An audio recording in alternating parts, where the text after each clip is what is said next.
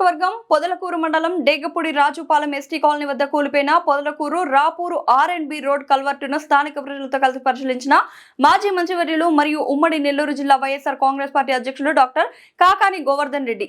కాకాని రాక తెలుసుకున్న డేగపూడి గ్రామంలో మహిళలతో పాటు ఎస్టీ కాలనీ మహిళలు తరలివచ్చి ఆప్యాయతతో కాకానిని పలకరించి తమ అభిమానాన్ని చాటుకున్నారు. తమ పొలాలు పండించేందుకు అధికారికంగా ఆయకట్టులో చేర్చి శాశ్వత ప్రతిపాదికన నీరు అందించినందుకు జీవితకాలం రుణపడి ఉంటామంటూ కాకాని ముందు స్పష్టం చేసిన రైతులు, కాకాని మంత్రిగా చేసిన అభివృద్ధి పనులు తప్ప ఈ ప్రభుత్వం ఎవరిని పట్టించుకోవడం లేదని ఆవేదన వ్యక్తం చేసిన స్థానికులు, జగన్మోహన్ రెడ్డి గారు తిరిగి ముఖ్యమంత్రిగా వైఎస్ఆర్ కాంగ్రెస్ ప్రభుత్వం అధికారంలోకి రావాలని తాము ఆతృతగా ఎదురు చూస్తున్నామని పేర్కొన్న ప్రజలు.